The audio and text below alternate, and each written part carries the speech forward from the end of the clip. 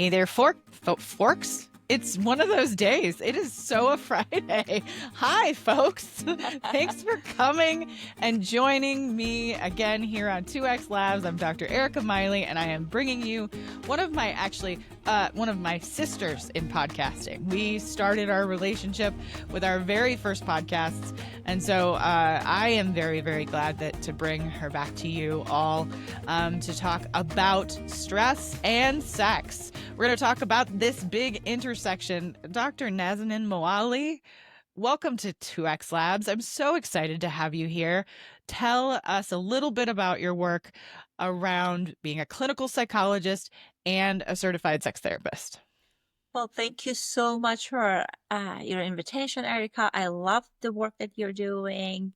I'm so excited for these new series. And this is such an innovative path, kind of providing this information in this format for clinicians and healthcare providers. I'm very excited to be here, honored.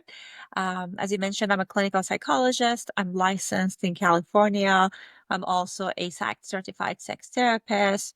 I have a private practice in LA and I do virtual work with clients kind of virtually. And also I have a podcast called Sexology. So that these are kind of sexual health conversations, something I'm very passionate about. Also, I did my postdoctoral residency on treatment of eating disorder. So that's my first love before I found sex therapy. Yeah, I mean, you and I have had many conversations about ACT, eating disorders, sex. We've had so many conversations about all of these topics, but we're going to be talking about this grander umbrella today, and likely some of the expertise that you bring to the table is going to definitely play into our further conversations here. But your background in particular is really fascinating, and I think is really important to our listeners, particularly growing up in post-revolution Iran. How has your unique cultural perspective shaped your work in sexual health and therapy? Well, it was definitely a very uh, tough, in a way, kind of like sociopolitical period in Iran. I was born right after Iranian Revolution, Islamic Revolution, during Iran-Iraq War. And during first decade of Islamic Revolution, women had a very limited rights. It was most of post patriarchal community. So I got opportunity to expose to different worldview. I grew up in a family that they had egalitarian values. My family are like my mom is a writer, and it was very interesting to get exposure and information about how people think differently about sex and sexuality and sex education. And so that was very interesting upbringing for me, but it also helped me to see things from different people's perspective. I was a neglected child because my mom was struggling with mental health, but that helped me to be able to connect with people, all aspects of life. So because I had no supervision. Yeah, I imagine so. Well, and I imagine just seeing the contrast between everything that was happening around you while also having like the egalitarian and like you said, neglect part. You and I share that. There was some neglect in my family too. There's a reason there's so many of us that become helpers and we turn some of the things that we've experienced into strengths. So seeing that contrast though, that must have been such a interesting but also difficult thing to navigate as a kid. It was very difficult.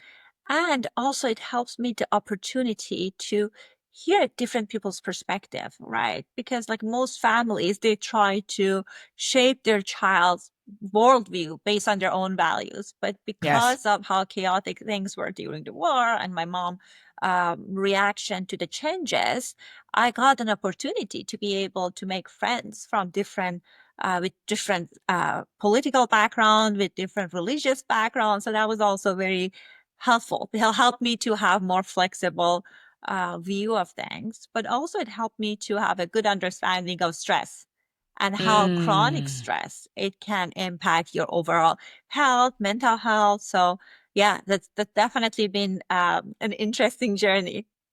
Yeah, for sure. And I think these unique experiences, I having this foundation is what is going to be, I think, so helpful to our listeners, our clinicians, to help them understand how, because we're going to talk about how chronic stress impacts clinicians' sexual lives. So I don't want to spoil it too much. So let's just jump right into stress and sex. Can you explain a bit about the physiological and psychological ways in which stress impacts sexual functioning directly? We know that there is a strong correlation between stress and sexual functioning. Of course, there are individual differences, but physiologically, when we have stress, the cortisol level is higher, and when the level is higher, it impacts our desire, definitely our arousal, and sometimes it's interesting. I've been looking at the literature on this, and sometimes people kind of like subjective reporting is different Mm, because they say like we get used in a way to the level of stress we're feeling, but their mm, physiological response get impacted. We know that testosterone level is also get impacted, and not even if we're thinking about how it shows up in the quality of our lifestyle. When we have high mm, stress, it impacts our sleep. Not being able to sleep well, it impacts our sexual desire and responsiveness. So there's just so many different ways that it can impact our sexual health, sexual performance, and also we know stress dysregulate our nervous system. And in order for mm-hmm. us to be able to have good quality sexual experiences, we need to have good regulated nervous system. Absolutely. If you and I were, I mean, we're both smart cookies, but if we were really smart, we're recording this post-election, we would have done like some qualitative research, like the first, but before, like those last 3 weeks before the election, and then post-election, and see where people's sexual satisfaction is, because we're as therapists, we're on the front lines of watching a lot of people right now dealing with a ton of stress and grief and fear about what's to come. And then we also have people who don't necessarily feel that way, people who are more conservative, but it doesn't necessarily mean that maybe they're having a satisfying sexual life, especially if they're in a household that's mixed politically. So I think your point about hormones and how they are still playing out regardless of what we think about it is really, really important, especially now. As clinicians, we're navigating all of the stress that people are bringing to us, but also watching so many, and us dealing with the same kind of stress. So considering chronic stress, as opposed to like an acute stressor, they tend to show up in our sex lives, particularly for individuals and couples. How would you say that the two things are different? Well, with acute stress, like of course we see for many people that they have kind of like performance issues, right? And I Mm, see it in some people that when the stress is high, desire is high. So that's definitely one way of playing it out. But if we're going under acute stress and we're like really tapping into our resources and we're mm, using the tools that we have, it might not impact us long term in our sexual health. But with chronic stress, it is something that for majority of people, it's going to impact the quality of their sexual experiences because all these times that your nervous system been kind of in this place of fight and flight, all these lifestyle changes that happen that kind of it can impact your quality of sex life. As we both know that when we are under stress, many people cope with overeating, undereating, binge eating. And we hmm. know that with binge eating, if it's not been addressed correctly and not get treated, it can impact our vascular system. And we know that Exactly. at the heart of a sexual kind of like being able to have quality arousal, then that's also part of it. You need to have healthy vascular systems. Just so many different ways that chronic stress can take away the joy out of our sex life. Absolutely. I think as clinicians, we've seen a huge rise in not o- I don't I think not only just like eating disorder behaviors, substance abuse issues. Like when you were talking about the vascular system, I was thinking about the how many people I'm seeing who are struggling to reduce the amount of alcohol they're consuming. And that's been the case. They'd never had trouble with an alcohol use issue before COVID, but now since COVID, since lockdowns and the increased amount of substances that they were using, that they're struggling to now reduce that, and their sex lives are suffering, and of course, their vascular systems are suffering from that. And are you seeing that increased substance use as well since COVID? I imagine so, but I don't want to speak for you. Absolutely. I think that when we're undergoing stressors like a pandemic or election, things of Mhm. that nature, we need to cope somehow, right? I think Yes. I totally understand what happens with my clients, that they are feeling overwhelmed. It's not the best coping strategy, but it is a strategy that's available to them. I know we're going Exactly. to talk about the stress like the after election, but one of the things I've seen, some of my clients, they're sexual assault survivors, and I know that this Yes. is definitely a challenging time for them. And I have several clients right now that they resume drinking, and that of course Yes. impact their quality of life and their recovery and sexual connections. Absolutely. I think you are in 2016 and during the first Trump presidency. I think so many of us that have been doing like trauma work and sexual trauma work, like one of the things that we noticed very quickly was the increase of people who they're reliving and revisiting triggers and sexual trauma triggers. It was not even a day after the election, and some of my people are already talking about their concerns about their sexual trauma triggers coming back, and the the very much the reality, like what you were talking about, how you grew up during the war, like this type of chronic stress, it's so different than having gone through a car accident that was, yes, uh an incredible acute stressor, but over time going through a pandemic and continued wars across the world and being exposed to those things, and an election that was incredibly contentious for so many of our people, their families, their loved ones, their even in their own internal relationships.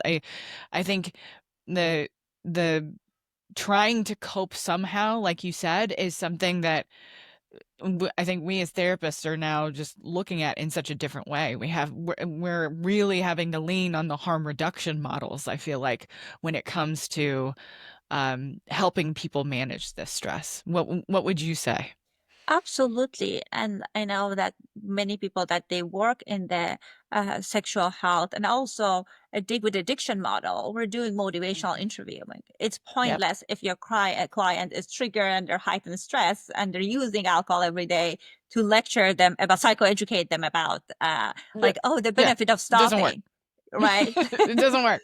So it's important to meet clients where they are, and many of clients that I have right now, as you said, they are at the place of harm reduction because of the chronic stress they've been experiencing all these years and the meaning they made out of those situations and events. Yeah, absolutely. It is when you and I are, you know, going to an 25 years from now, when we're going to an AASECT conference and people have written books about this period of time, you and I are going to talk about this again and revisit this because the level of, I don't know, um I don't know if we were prepared in our graduate programs to be helping our people face this level of um, fear and uncertainty. Um, I I I do often feel like I return to models that are you and I talk about acceptance and commitment therapy.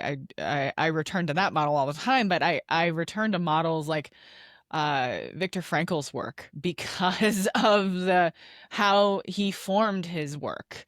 What about you? Do you find yourself returning to models that are kind of built during like wartime? Absolutely. Kind of like existential models and Yeah. more human-centered models, because I don't think like for people in the acute stress, like they are at the place that I do CBT with them, right? Uh, Or no. they are at a place that I can do prolonged exposure. Of course, these are great modalities, but I Yeah. feel like people are going from one crisis to another and they need stabilization. And I think as Yes. therapists, we need emotional stabilization. It's a Beautiful. tough time. So distress, we're gonna get into therapists in a minute. It Mhm. was a beautiful segue, but like this distress, the stress, the crisis of it all, Mhm. of course, impacts the nervous system, and but we notice the decreased libido. Mhm. But are there any less obvious ways that stress can affect someone's sexual experiences or relationships? I know for many people, they would like to have a combination of like partner experiences and solo experiences. There's nothing wrong with masturbation. I know we both are advocate of that. But I think if you are out of your window of tolerance, you're feeling dysregulated, it's hard to connect with another human being.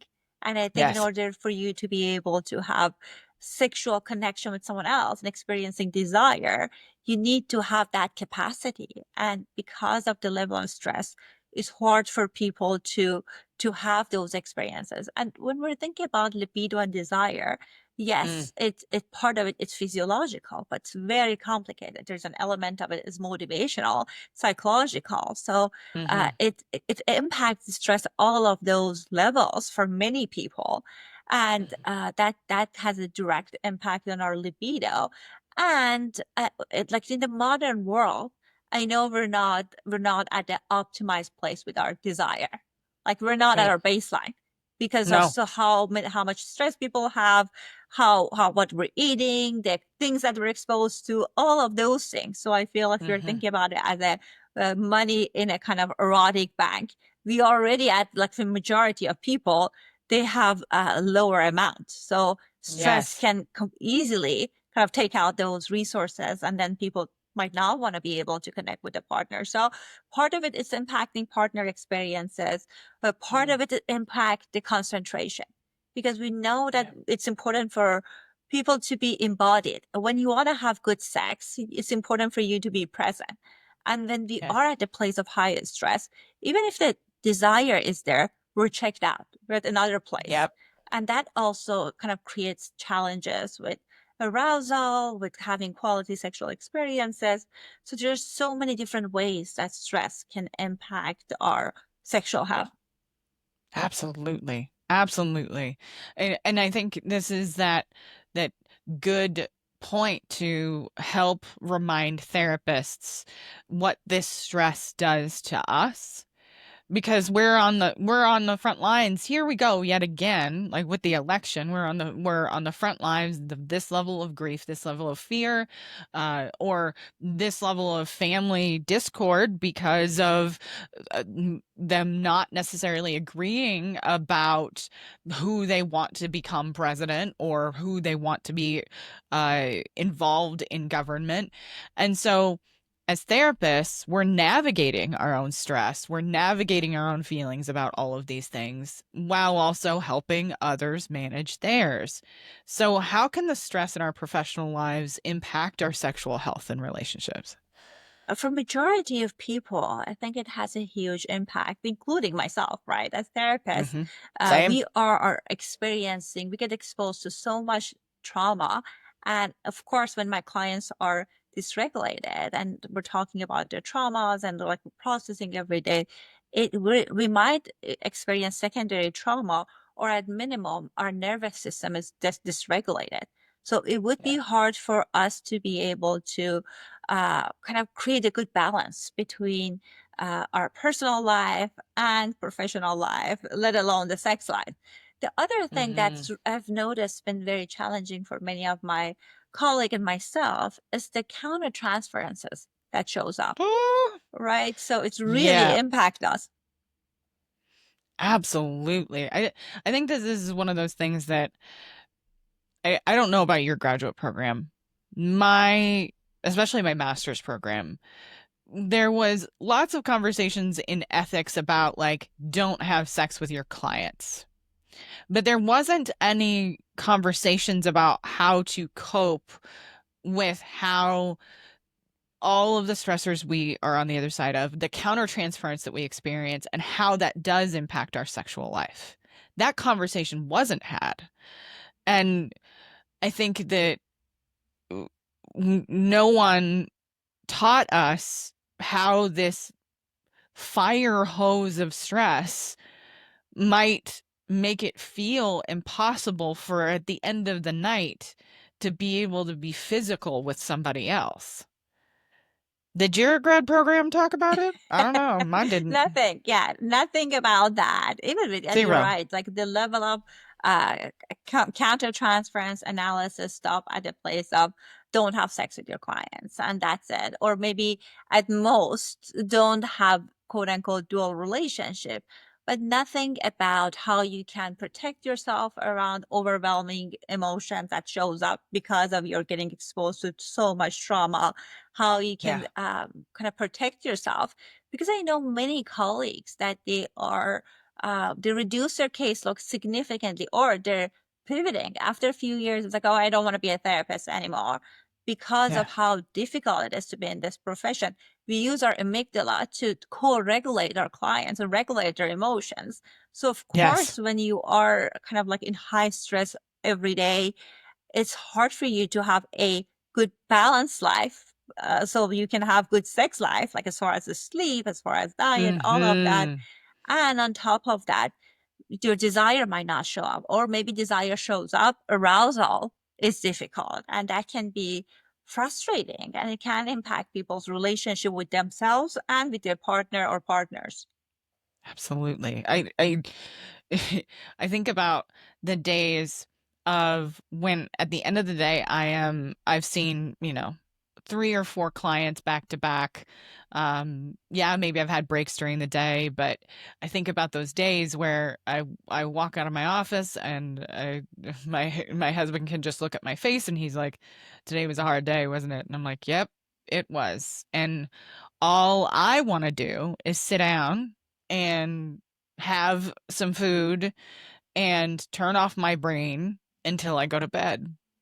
There isn't a lot of energy left over to be touched, want to be touched, imagine being touched, trying to fantasize about something. So I think even masturbation can, for a lot of us, can start to fall to the wayside. Would you say that you've heard that from your colleagues as well?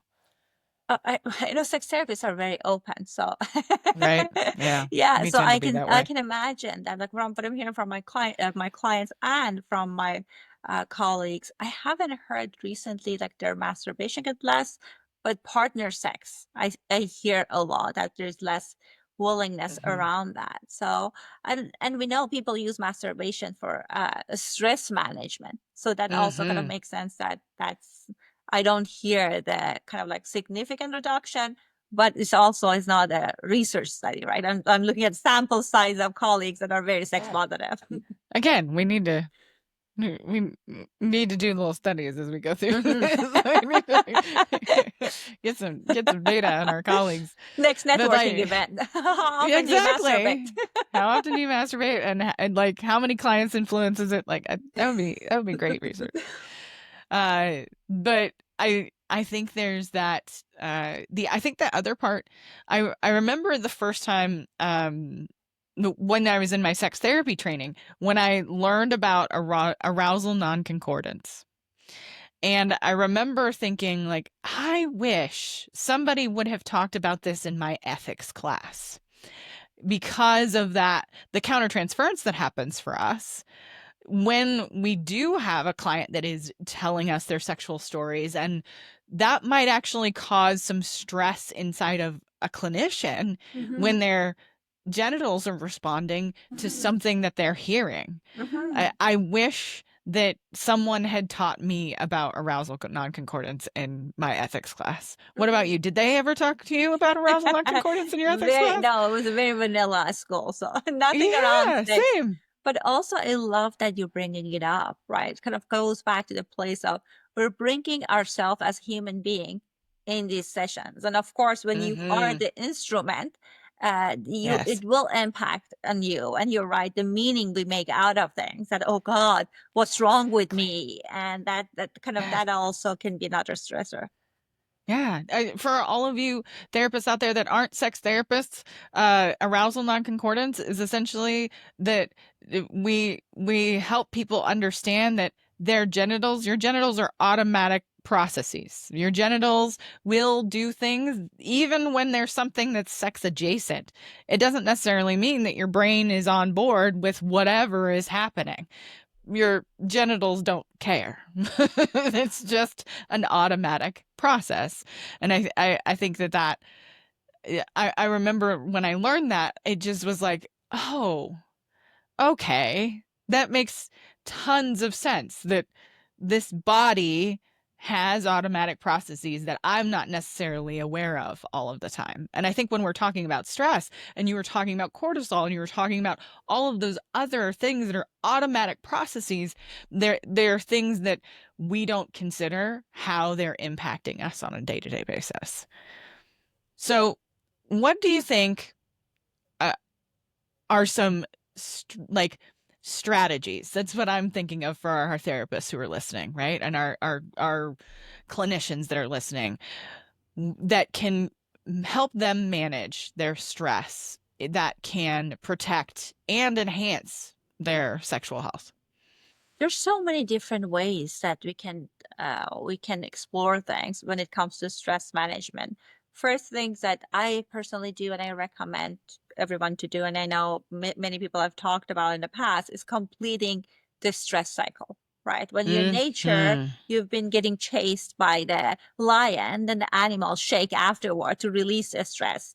We sit in front of the Zoom or clients all day hearing these hard stories, and then we'll write about them in the notes. And the expectation is that, okay, then now I'm moving to my personal life, right? There needs to be some way physically that you're completing the stress cycle. So stress wouldn't stay in your body when you want to have sex, whether alone or with partner. So going for a quick walk, or many people do dancing, some people do gentle yoga. So something that intentionally, the ritual that helps you to complete the stress cycle through movement. That is very important. So that's one of the strategies I personally like. And kind of like translating it to bedroom is kind of like having this ritual of connection with a partner that might not necessarily require performance. We know sex is not only intercourse, right? There's a galaxy of option. But what I know I need when I feel stressed out is another human connection, true, authentic connection. And physical connection can be very powerful. So doing tantric practices before sex, any kind of sex, I love those, whether it's like synchronized breathing, sitting face to face, doing synchronized breathing, making eye contact, eye gazing for like, it could be even for 1 or 2 minutes. There's going to be some, for many people, this nervous energy at the beginning, or maybe you're laughing because it's just awkward. That's not what we do. But that can help us, first of all, tap into our breathing, which helps with kind of stress management, but also kind of like bring you to the moment. Because one of the issues that many people have, and I certainly have had that in the past, is sometimes we kind of expect to be able to have sex on demand, right? Oh, our scheduled sex time is Friday night. It's Friday. Get it done. Yeah. I have 10 clients that are like all day they had trauma. I should be ready, right? And like thinking about how? Yeah, it's how? next thing. Next thing on the agenda is sex. I can't. No, we're not. Most of us are not 18 years old Mm-hmm. that have the level of hormones that it would require to be able to do that, especially Mm-hmm. after such like having our nervous systems worn down all day. Mm-hmm. Mm-hmm.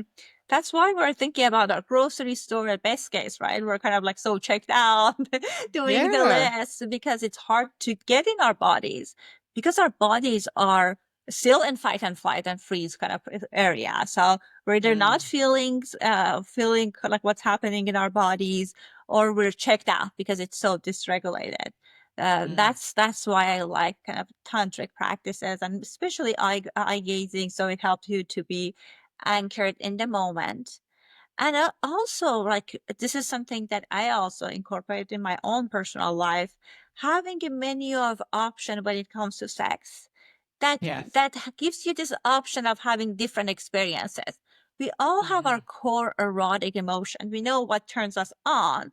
And with that can be so many different things. So for like for many people, like BDSM kind of a power exchange in a way that it helps them to regulate their nervous system. So whatever you're Mhm. into, I think there's no shame in using the tools in the bedroom as a way to manage your kind of overwhelming emotions in the session.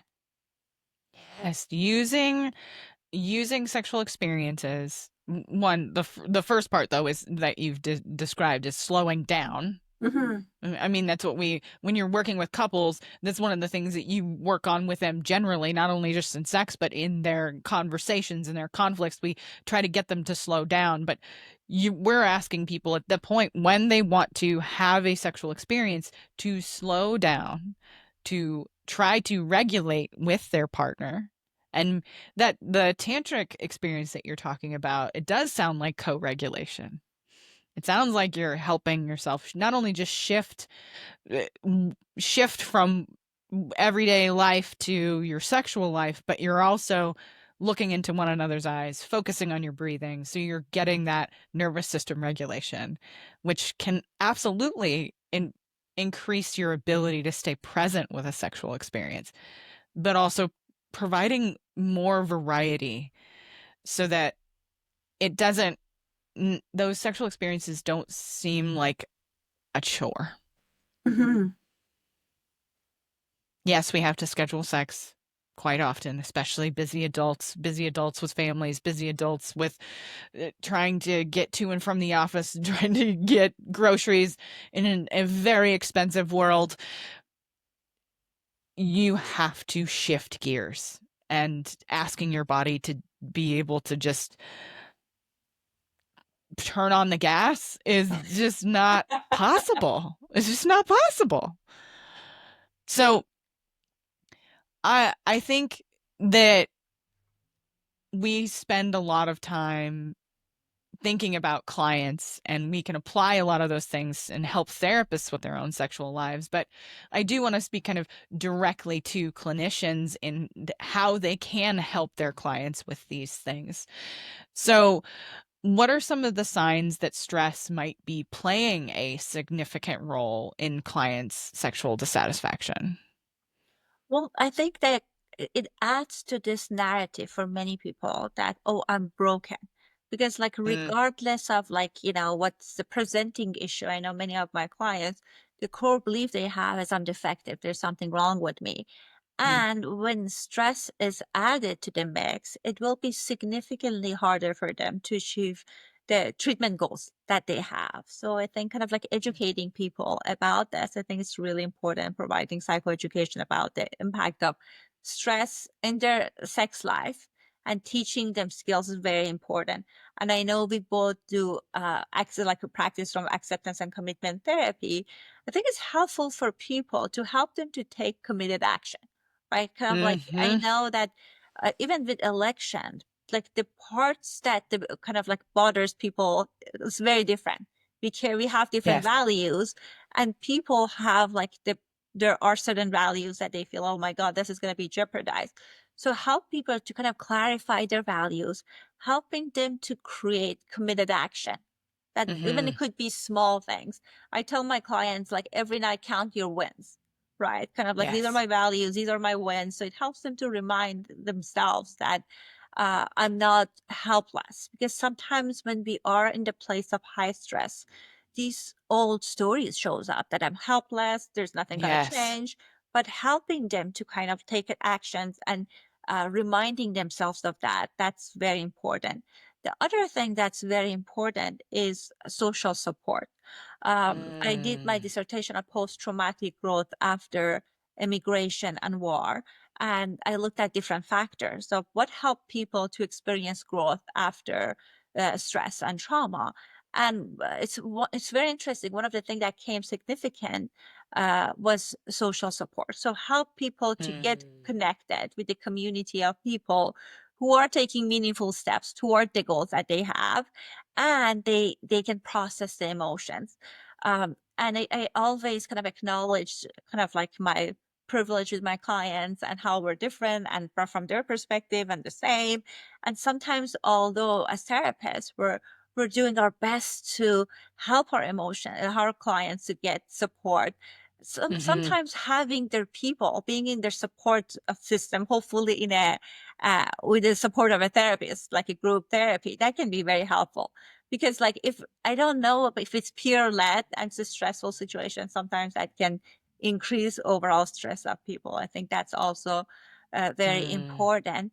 And kind of going back on yourself, thinking about you are the instrument. Sometimes we're thinking about, oh, I have a great blank face, right? Like I'm coming to the Mhm. session, I'm able to manage. But sometimes because we're so dysregulated, we're not able Yes. to regulate our clients. So I think one strategy is to make sure that at least we have systems in place, so we are at a good enough place when it comes to supporting our Yes. clients. Yeah, uh, that you can't yes, you could probably put on a blank face. You might be even able to put on a smile on your face, but that doesn't necessarily mean that your nervous system is prepared to regulate another person's nervous system. I think Mhm. that's an excellent point. So, how can therapists gently guide clients to recognize the connection between stress and sexual functioning, especially if the client isn't immediately aware of the link? And like we talked about before, some of our clients, their psychoeducation isn't where we begin because they're Mhm. so dysregulated. Mhm. Mhm. Well, I help people to create good habits or kind of like starting points, right? Like sometimes like Mm, you're right that like when we're talking about like doing psychoeducation, people are zoned out.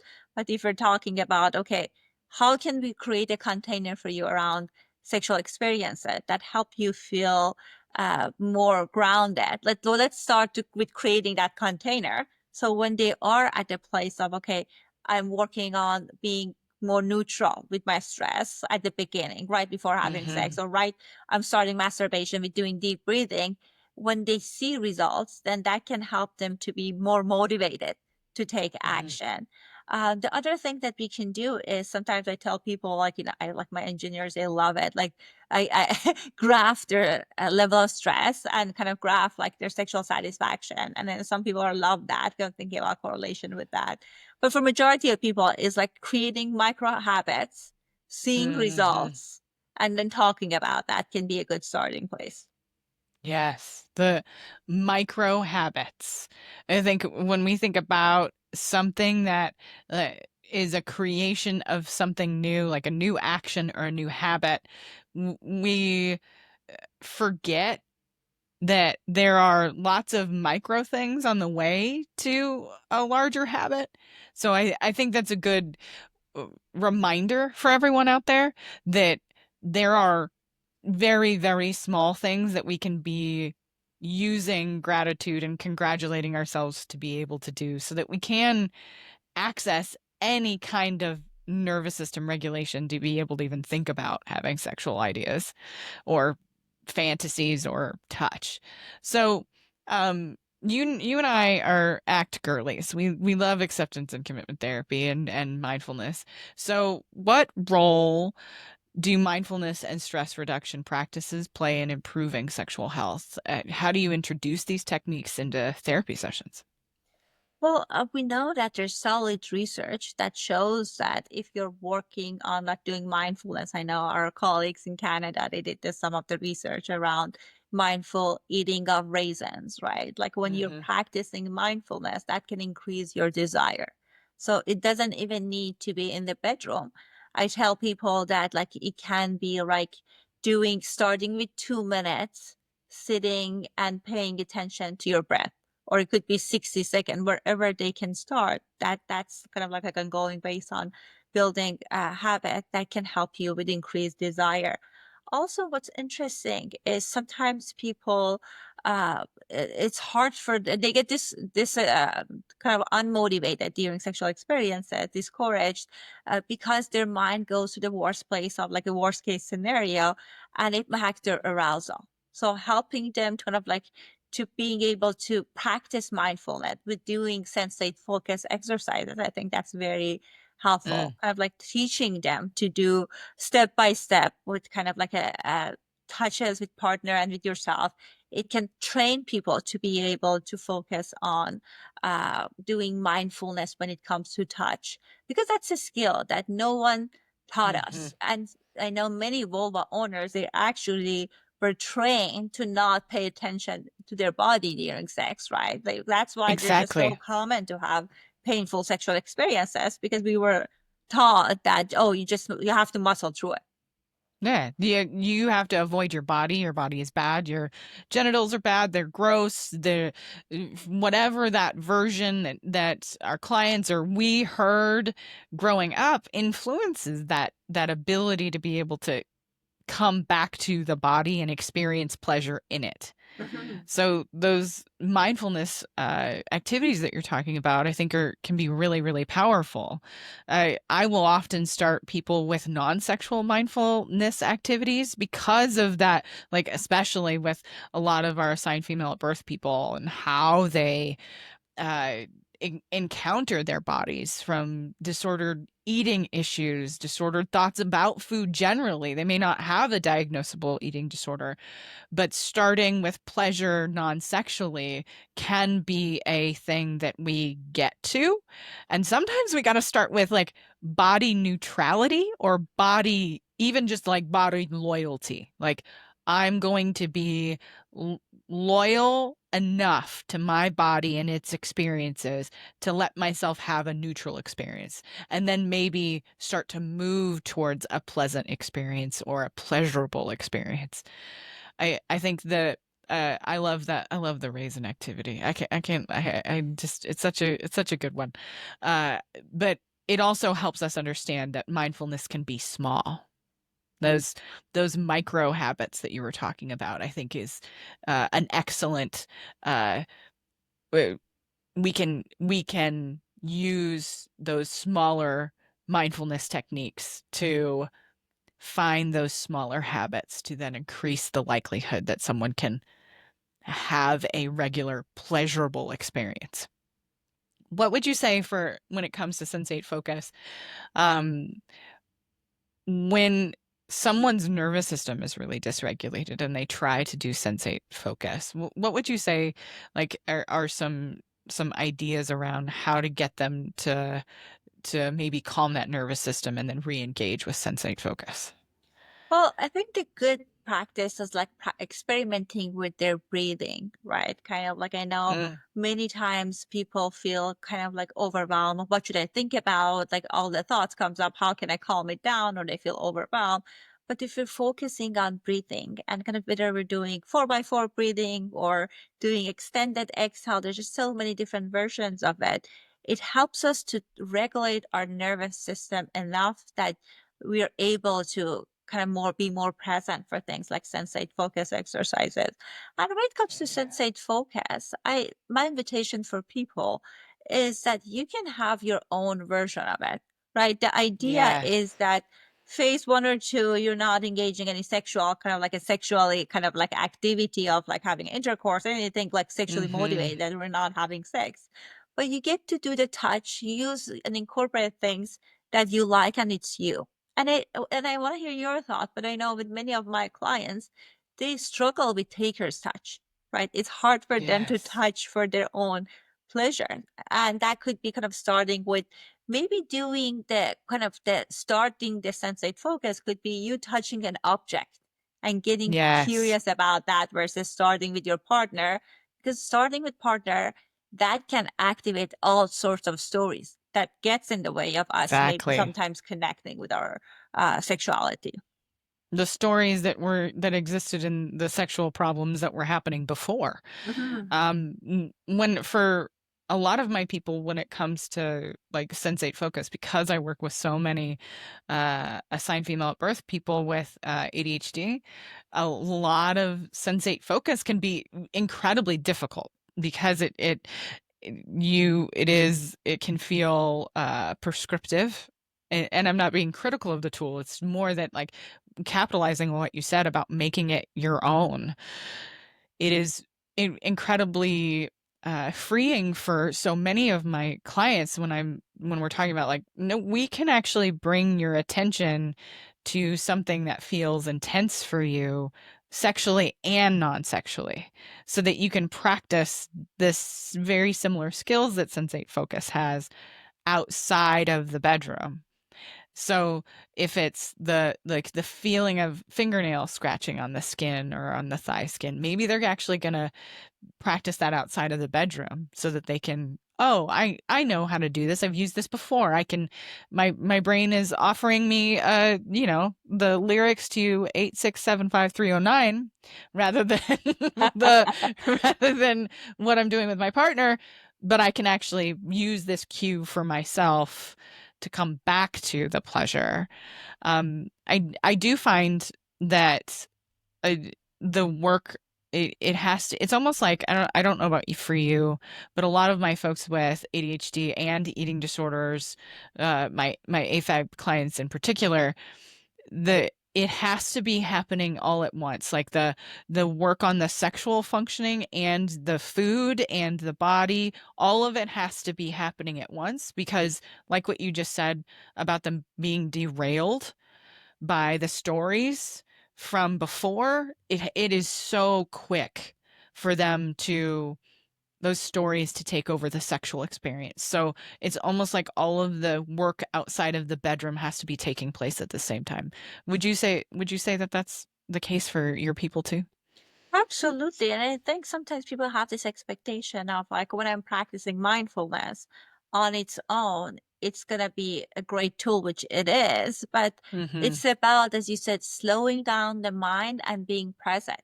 And sometimes Yes. when we're present, those stories are data point for us. Like I had clients Yes. that they say, oh, now we're doing all this. I realize I don't like my partner for this, this, this, this. So it helps you to kind of see what's underneath. So the Yes. idea is not kind of like trying to gloss over the emotion. Sometimes with mindfulness, it gives us the tools and information that this is what's an issue, what gets in the way of you having the sex life that you want. So let's work on that. So then long term, when you're present, you like the person that you're with, whether it's with yourself, during solo experiences, Yes. or if with someone else. Absolutely.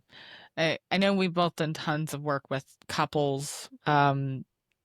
What would you say are some approaches that couples can take together to manage stress and maintain that satisfying sex life? You've already mentioned the tantric exercise. What are some of the others?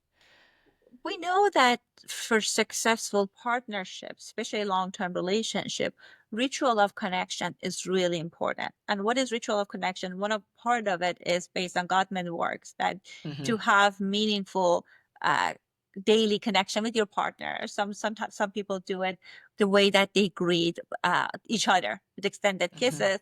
But what I recommend to my clients, which again that is also great, kisses are great, connection is great, to have habits of time that they're doing these check-in with physical activity, like going for a Hmm. walk. Like every day after work, we're doing this 10 minutes of walk. We're not talking about the to do things. Mm-mm. We're there for each other to be You're present. not talking about Trump's cabinet. No, you're not doing that because that's not sexy either. Or kids or everything else. Exactly. Exactly. It's just a matter of you could even just hold hands and go for a walk and come Hmm. back for 10 minutes, or kind of checking about how are we doing emotionally together. I think that's Yes. one tool. One of the really interesting tools are dancing, whether it's sensual or non-sensual. That helps you to kind of get in tune with your partner and move your body. That's also something else that I find it's helpful for many of my clients. Hmm. Yes.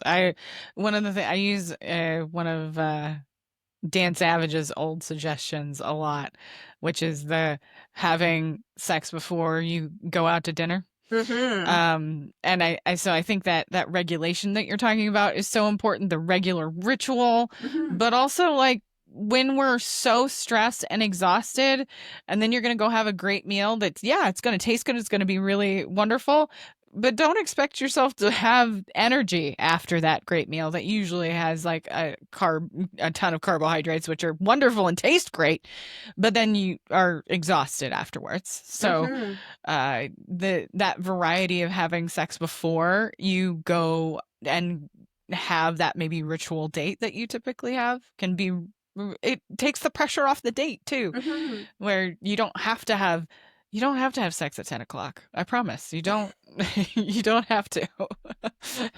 And when you were mentioning that, it reminded me of another tool that I Hmm. also implemented. I know that like when I was like very like much younger, I Hmm. liked sex, kind of like this spontaneous sex out of nowhere. I want to be surprised, all of that. But Hmm. now, as a busy professional, I appreciate the ritualistic part of sex, right? And Yes. that could be kind of like setting up the room a certain way, or having Hmm. some people have candle music, all of that. It helps you to kind of like tap into the erotic mind, and it helps you to pivot. And if you're doing it together, I think that can also be a de-stressing ritual. Yes, absolutely. The building the sex room, Mm-hmm. and creating that environment that prepares you to shift gears, like we were talking about before. Absolutely, so important. So, um, it, of course, I want to ask at least one more question about acceptance and commitment therapy, which is one of your primary perspectives that you use. So, we've talked about mindfulness, but are there other things about acceptance and commitment therapy that can help individuals and couples navigate the interplay between stress and intimacy? I love so many different parts of ACT, but another concept that's I practice on daily basis and I recommend people to consider it is cognitive diffusion. What cognitive Mm-hmm. diffusion is, it's like sometimes we're bought into the ideas and beliefs. I know in cognitive behavioral therapy, we're looking at these beliefs, challenging them, but in acceptance and commitment therapy, we are checking with ourselves, is this helping me, is it working, this belief, this Mm-hmm. thought in the moment, is it functional or non-functional? If it's not functional, we're working on diffusing it, like separating ourselves from the thoughts. At times I tell my client, it's like you're driving in a highway, you see this irritating billboards, like you don't Mm-hmm. love it but you will pass. So long Yes. term, if you're practicing cognitive diffusion techniques, it helps you to have that experience of the thought comes during sex. You might have kind of like an uncomfortable moment, but it will pass. It's not going to get stuck Mm-hmm. with you. As far as like what Yes. would that look like, is that that's a practice you want to make sure you're implemented first outside the bedroom, because like with like anything, any other Yes. interventions, it's hard to start from the bedroom that we're already Mm-hmm. flooded with all sorts of emotions. So it's a kind of idea of recognizing the thought, checking in with yourself, is it functional or not? And then you can visualize it. It's on a leaf, it drops into the stream. And if the thought is like you see it's passing, it goes down the stream. If it's Mm-hmm. stuck, it's stuck. You're sitting with that thought in the leaf, letting it be. I recommend my clients to practice it, like starting with 2 minutes, this visualization, and then Yes. kind of like increasing it, sometimes even up to 5, 10 minutes.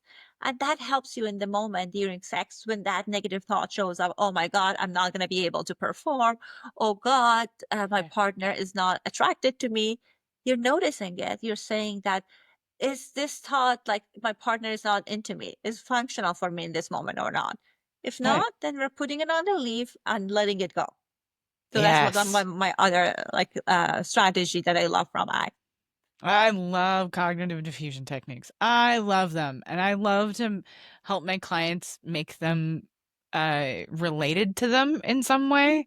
Like I love the river, like and the stream one. I use that one a lot myself, but for me, I need to make it a little bit absurd so that my brain will actually like identify the thought and go, oh, okay, yeah, what about this thought? I don't know about all this thought. Okay, let me put it on a weird looking floaty so it can go down that, I so love it. we can go down that river easier. So you and we need to develop some sexy cognitive diffusion Ooh. techniques so that when people are having sex, they could like use maybe a sexier one or that has maybe a little play in it or something like that to be able to help somebody through that moment while they're having sex. I was like thinking, I'm like, oh, maybe the thought is on a stripper pole and then slides down the stripper pole. Oh my God, I love that. Do tell what else you got. Dr. E, what else you got?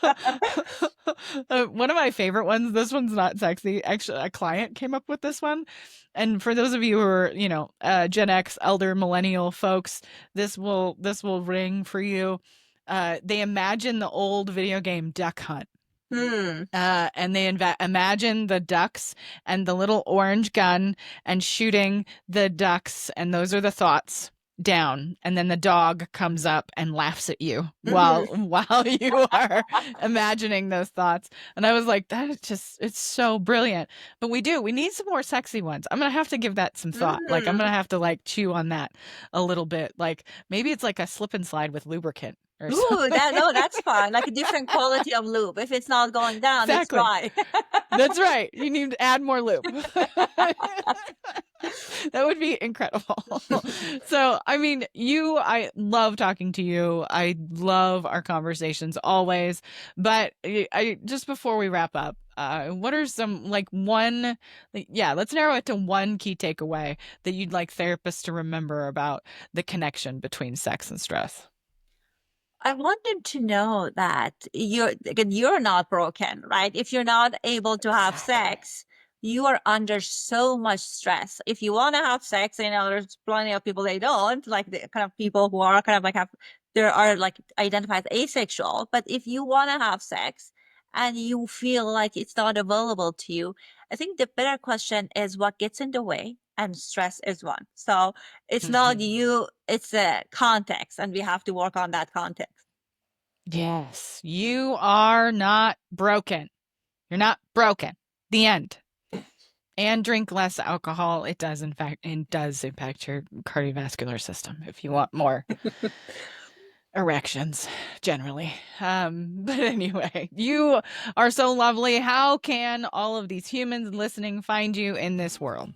Well, as always, it's my pleasure to be part of all of these amazing projects that you do. I'm grateful for having this opportunity, and thank you for the invitation. People can find me at Sexology Podcast. They can go on Instagram, find Sexology Podcast, or if you're into the podcast, they can kind of search the name, and I'll talk about science of sex and pleasure there. And I would love to have people there. Yes, I mean, everything. Naz is an OG podcaster, so everything you can think of is on the Sexology Podcast. And I also very much look up to Naz because you also do a podcast in Farsi, which I think is freaking incredible. So y'all go find Naz, and all of that information will be in the show notes so that you can find her easily. Thank you so much again for coming on the show. Thank you everyone for listening to the end. We will see you next time.